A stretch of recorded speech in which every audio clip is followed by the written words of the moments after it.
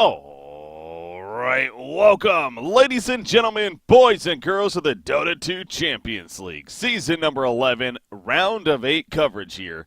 Best of 3 action. Going to be coming at you today. We got 2 more best of 3s, our last 2 best of 3s here in the round of 8, before we advance on to our semifinal matches. Again, this is a single elimination event, as a quick reminder. So you lose here, you are done, you win, you stay alive for what is that $5,000 prize pool there. Looking forward to having a lot of fun here today. Once again, I'm Breaky CPK, joined by my co-caster Z-Rock here. And we got our first matchup, Team Spirit versus EWF, Earth World Flame, in this best of 3. And we already got a Monkey King to kick it off. We got a Lena thrown in here. We got plenty of action already in the draft. Z-Rock, though, how's it going? I'm doing fantastic. It's a great morning. Awesome. We got Monkey King, man. We have a Monkey King. Just woke me right up.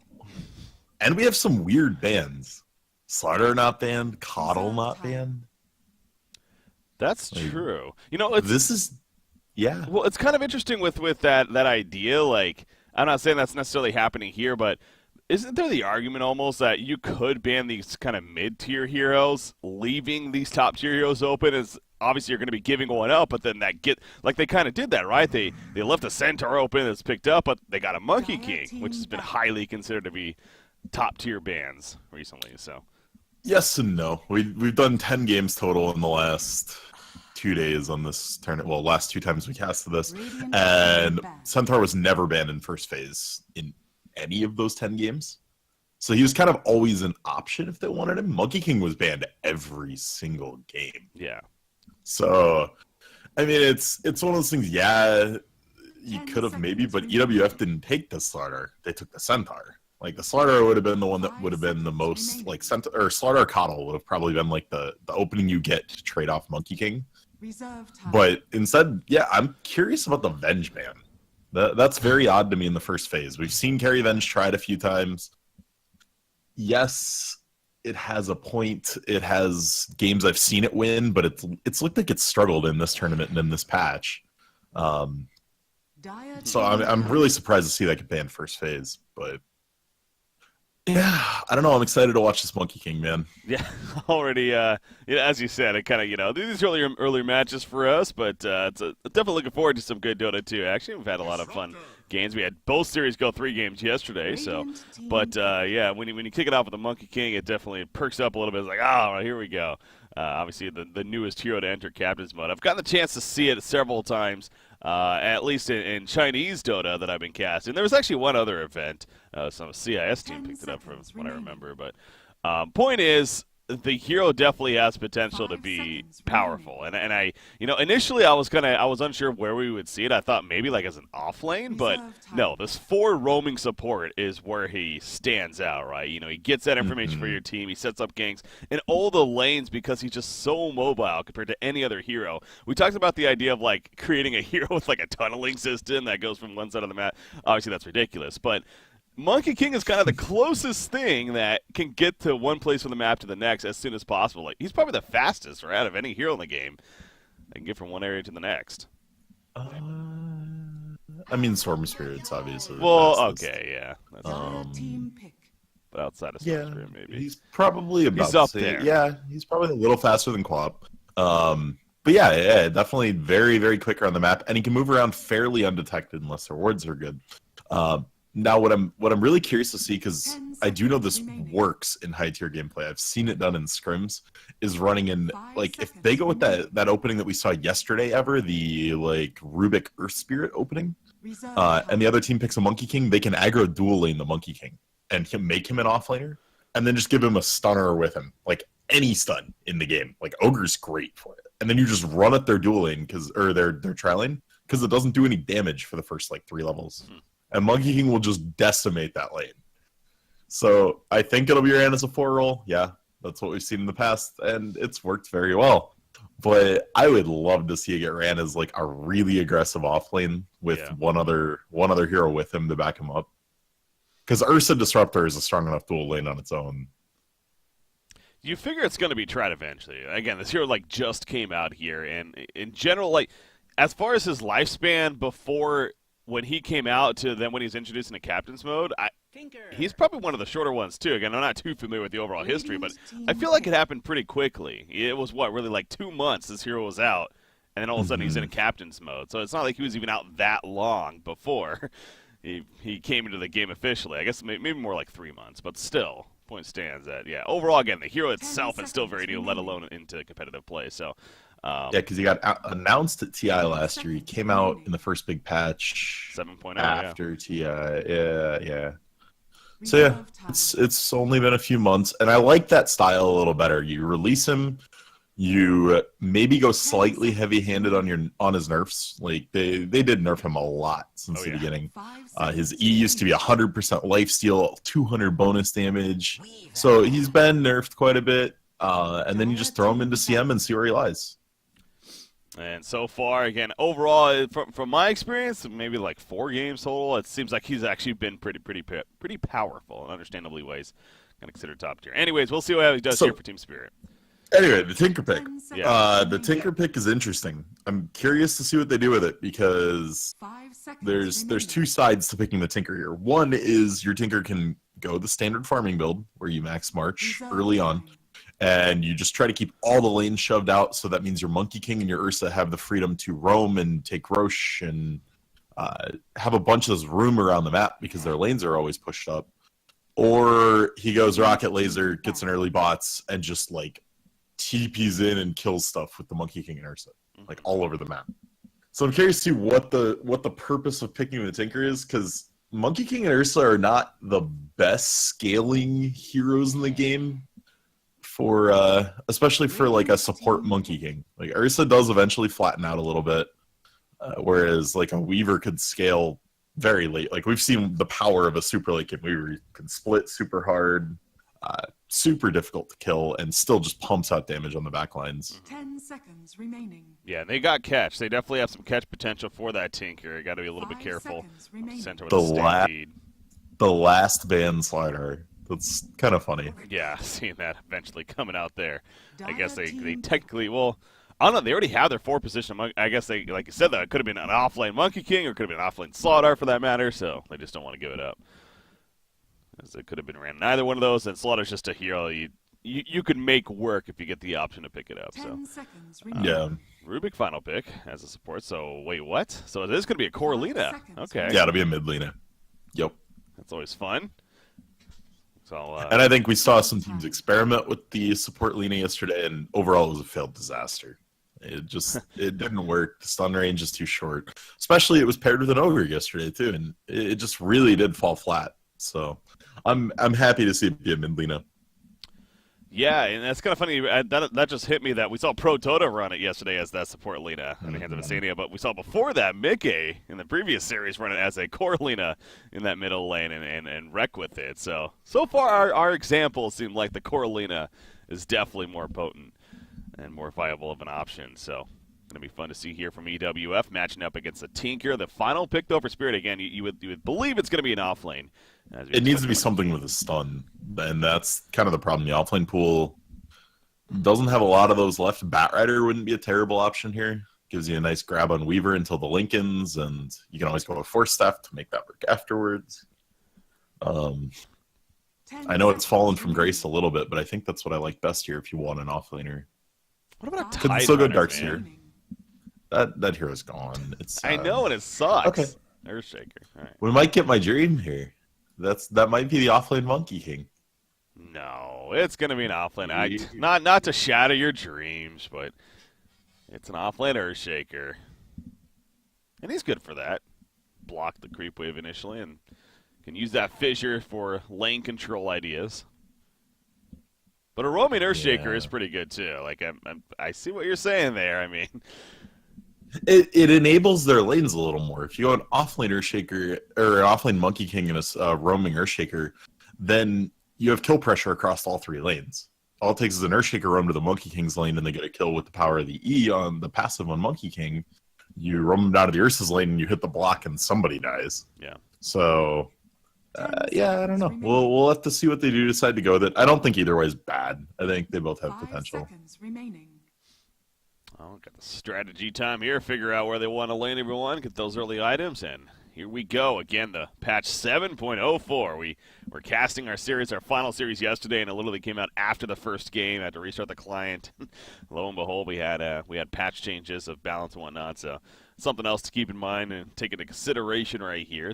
Bigger one, some of the item changes, of course. So things like the Hurricane Pike, Silver Edge, but I think the side shop has kind of been the most hot topic discussed one with the Slippers of Agility getting removed. So kind of impact. And yeah, it's kind of been interesting to see the debate on that and how that's kind of already taken effect, where I guess the overall consensus is that it's almost buffed off lanes but hurt the core hero with the side shop presence. Yeah, I mean, to be honest, even some offlaners bought that PMS.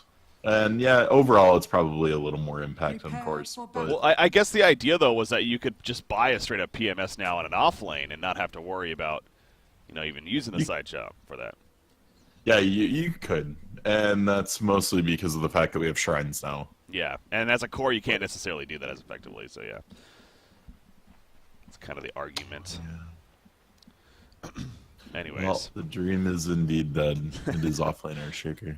I mean, we get to see a Monkey King. Like, that's cool in itself. We at least get to see it. Like, I think you're reaching for too much there, Z-Rock. Come on. Let's just be happy we get FNG. It even fit what I said. It was a stunning support that could lane with him. But, yeah, it'll be fun. The Earthshaker ended up buying a Quelling Blade right away.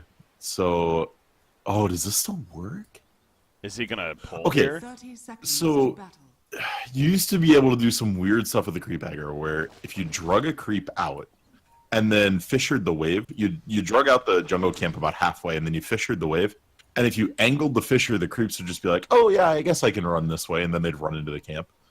I believe that doesn't work anymore because the creeps stop when they get fissured instead of like trying to find an alternate path. But we'll have to see. I'm not sure why he went a Quelling Blade. We're not going to see it because they realize that they're running aggressive trial lane, so he's actually going to go top instead. So they have that ward spotting them out coming up here, so yeah, they're going to send Ursa bottom now with the Disruptor. I would have liked to see that idea. It's clearly he was setting up for something. It was just strange. I don't believe that works in any way. I don't think it's worked for like a year and a half. It's just been that long since he's played Earthshaker, perhaps. I would hope not.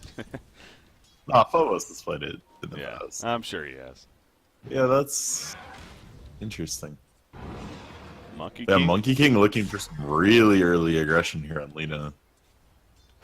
Seems like a prime target. She's obviously doesn't have the most utility as far as getting away here, so probably wait till level 2 at least on Tinker, get those rockets and the heat-seeking missiles. He's gonna get the courier. Oh, is that what he's going for all along? Yes, he is. Oh no, FNG! Oh, that's not worth it, maybe? I don't know. I mean, you got the courier, but give it a first blood. Team gold-wise, yes it is. Is it worth it in the course of the actual game? Maybe not, because the Lina got a lot out of that. Like, XP-wise, the Lina got way more. But yeah, if you look at the net worth, it's I mean, you're break-even, but you're actually like ahead. The courier was worth more, gold-wise. Yeah, that's true for the team gold, as you said. But Nyx here on the Lina, he's feeling good about that. And look at FNG, he's just back here. He's like, all right, that happened. Bramble Spring now. There we go. Leaps on a Nyx right there. Connect. Didn't really connect. Iceberg has the rocket Nice. though with the laser, and that's more than enough damage. So Orb of Venom and ranged melee heroes. Good mechanics, Valve. seems odd, doesn't it? Good It's old- their first attempt at trying something like this, where we have a hero that's classified as a melee hero, but he has range. And so you see stuff like Basher and Orb of Venom just have these weird effects. Dragonlance doesn't work on him, right? Because he's classified Correct, melee. he's melee.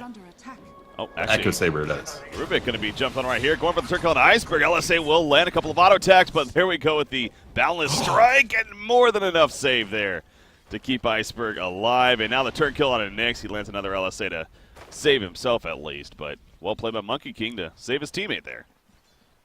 Yeah, it's... FNG is very, very nice. If he didn't take the Boundless Strike there and took passive, he gets both of those skills, but Iceberg definitely dies. Wait. He did not... I think he was going to use a Shrine right there, and he accidentally aggroed the Ancient somehow. Because, like, with this reaction, and yeah, he definitely didn't use his gold either. Come in handy. Uh-oh. That's unfortunate. And it also increases your respawn time if you died in neutrals. Yep. They used to have everyone suiciding to them. Yeah, they changed that to 7.0, I believe it was. Radiant's So middle tower is under that's attack. unfortunate, but so the start now just got, and now he has to walk back. I guess he's choosing not to TP. He has a TP, but I guess he figures he's not missing out on much experience. So yeah, not the greatest start of the sun for Nyx. He got the first blood at least, but since then it's been downhill for him. The Monkey King is rotated to the bottom lane now. Gonna ping out Shadow on the Ogre Magi roaming about. Port's coming in though. They're definitely going to be looking to make a play on the Centaur. And there we go. First shot going to be used right there. Yogurt though, nice hoof stomp on both. Boundless Strike connects though. Kinetic Fill will trap him in place. And the final auto attack from BZZ to execute him right there. So Yeah, and honestly, this is a great lineup for Spirit to run this Monkey King with. They pick something that has enough CC to pair with it. Ooh, nice, found a D-word too. Right at the end of that sentry. Only 20 seconds left and they get a fresh horde. So very, very nice from Spirit. But yeah, they have plenty of CC to like couple with that Primal Spring to get some early game aggression. And once Monkey King hits 3, this is when it gets terrifying. Like, this is his weak point right now. not good news for EWF here on the Radiant side. And you got top lane meanwhile, Earthshaker. He's 14-0. I guess he's not doing that great. Ursa's the one obviously doing great as the matchup. Definitely better for him. But Weaver is doing fantastic up here, 29-7 for the side of the EWF. But middle lane again, Lina will fall. Monkey King rotating back in. And as you mentioned, it's just that presence. Yeah, there's almost perfect parity between every lane except mid. Mid is the one being like totally screwed over right now. But Phobos top, maybe. Got the kill the bottom lane. They do take out Yogurt. Now DK Phobos, he's trying to juke it. Jive Monkey King coming in for the turn kill. So he takes out Earthshaker, but it comes at a cost. FNG, I mean, that's that mobility once again, though, especially early on in the game, man. In fact, he's able to get up there from the middle lane without a TP that quickly.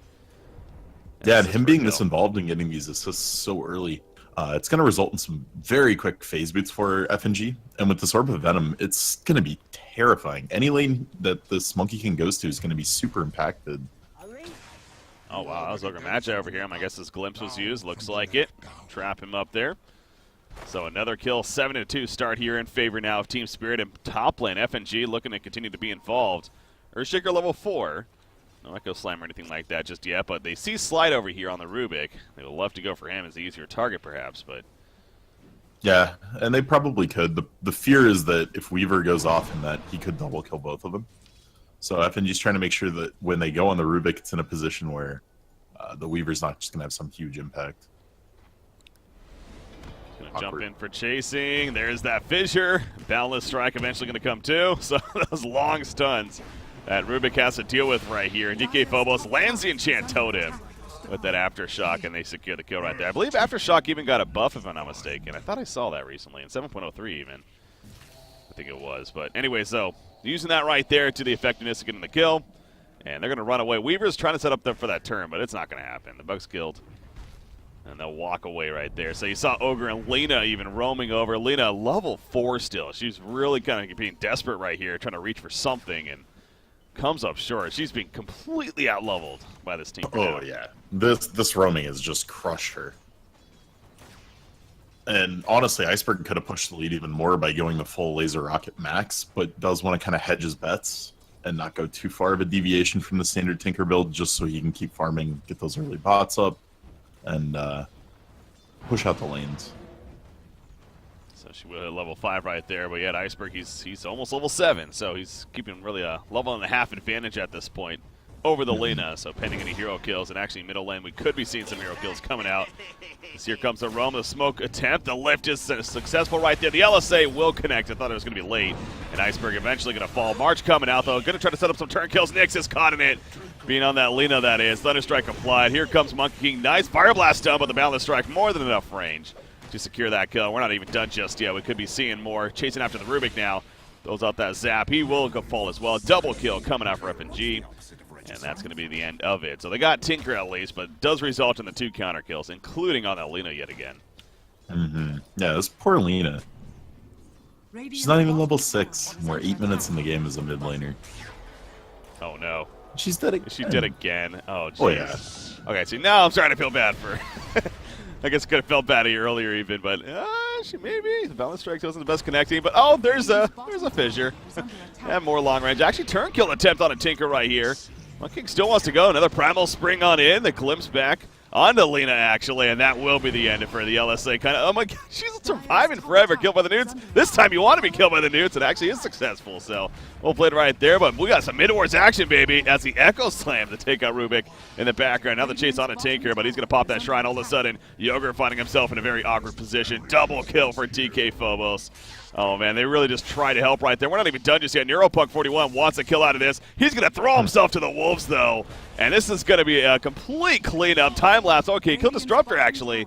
So maybe not as certain as I thought. That time-lapse used at the last second, but FNG, it's hard to get away from him. Shikuchi's good for that, though. He doesn't have a TP, however, and I think they probably noticed this. Primal Spring, not going to land. Will they see him, though? Yeah, they're doing a good job of kind of controlling all the positions right here. FNG almost dying. He will die in return. He gives up another kill. And Weaver somehow not only still alive, but getting kills, but finally the Enchant Totem to finish the job. The build from Phobos actually secured that kill. Normally we see 2 or 3 points in Fisher, and then they max Aftershock. But he went 1-1-4, making the Aftershock damage just enough to kill Weaver. That was so well played out of Weaver there. This is ours. With that finish, I mean, Weaver, he's top of the net worth charts now because of how that all played out. So, I mean, that's the feel good at least for EWF. But overall, obviously, Team Spirit is looking pretty comfortable with this game. And bottom lane, there could be more action even. This is going to be just one of those games, isn't it, where the action just doesn't stop. Nice Primal Spring initiation. Here comes Tinker with the March execution as Ogre will fall on the laser. Now finish the job on Centaur, and just like that, another 2 kills for Team Spirit. FNG, what is he? He's 4-2-9 right now. Oh, and they also kill Weaver. He's been in all but 3 kills in this game. Money to burn. Is that a turn kill? No, he survived. Wait, where's Earthshaker? Oh, there he is. For some reason, I couldn't see him. Yeah, they're killing Rubik. Radiant's bottom tower is under attack. Or trying to. Trying to. Vankster wants to give it to Phobos, but was really struggling to do that. There we go. Fissure will secure that. Radiant's bottom tower is Well, under attack. we're going to even see more kills, but Xerox, I'm going to give you a chance to analyze what's going on here. I mean, this game is bloody. I don't know if they thought they had an answer to the Monkey King. Lina mid, it's in theory an okay answer. Lightstrike Array knocks out a ton of trees. Laguna Blade can just delete him. But in reality, it's not paying off how they want. And this is honestly the biggest problem. No matter how many answers you have to the Monkey King, if he notices he gets caught in the trees, he can start the Primal Spring channel and jump out. If he pops that almost instantly, the animation goes off, and then he gets the jump before he actually gets stunned out of the tree. Yeah. Radiant's bottom tower close. is under Just missed. attack. I will say the one thing with the difference between Boundless Strike and Earthshaker Fisher, there's a different feel to the way the skills connect. Like, I know when I hit a Fisher, I'm not 100% sure if I hit a Boundless Strike or not when I use that skill. It doesn't have that same connection feeling that a Fisher does with the way that the animation comes off your hand and everything in the game. The animations are a little odd. But yeah, this is... Go ahead. Well, it feels more flimsy, yeah. Boundless Strike. Oh my god, they just walks right up, pops the Echo Slam, and with that level 4 Aftershock, so much damage.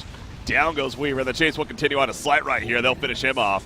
Nicey Tinker looking to do some damage to Ogre Magi. Maybe kill him before he can TP. Well, the stun will help with that. And that's a 3 for nothing. Obviously, great assistance coming in right here. They don't even need Ursa, who, oh, by the way, is getting his own Aegis, as he's soloing the Roshan in the meantime. Total control over this game. And one thing I find interesting, so Clockwork and Earthshaker both have very strong similarities in the fact that the meta seen them all go back to going Tranquil Boots. And everyone thought it was because, okay, hey, they have a mana talent at 10. Clock gets 200 mana, Earthshaker gets 250. So they can kind of skip the Arcane Boots then. But now no one's taking the 250 mana talent. It's just kind of odd to me. Opting for 10 strength instead of the mana. But Shaker has Blink at 12 minutes. Yeah. part of me kind of thinks that that's because of how successful he's doing. Like, if they were kind of struggling, he was more of a typical offlane Earthshaker. That's not necessarily getting a great farm. Is all they're going to find a couple more kills here, by the way. Static Storm coming out with that kinetic field. They're just locked into their death. And there's no chance of surviving to that one. So, but yeah, DK Phobos, if anything, he's probably feeling comfortable about enhancing that damage of his enchant totem. You know, want to get some big auto attacks in. And again, this lead is just ridiculous now. It's a team spirit. They would have to throw quite a bit to lose this game. Yeah, Monkey just got a ward in their base at 13. That seems a little unnecessary, but It actually gives you great ideas as to what the team's doing because they're not using a lot of ports on EWF to move people around. They're running to different lanes. So if you get an idea of what lane a hero's going in at the very beginning of their movement, it gives you a lot of info. Monkey, though, in a little bit of trouble. well, he actually whiffed his Boundless Strike right there, and now he's just going to run. So that's that mobility top lane. Centaur, he's going to fall. Doesn't have Stampede, so Yep. no chance he's getting away. Calling it. And they're done. They're like, you know what? We're done with this. Well, it was an experiment to leave the Monkey King in. I cannot imagine it happens next game. That was a 14-minute GG. It's not like That is- it's not like anything really happened to cause that GG. It's just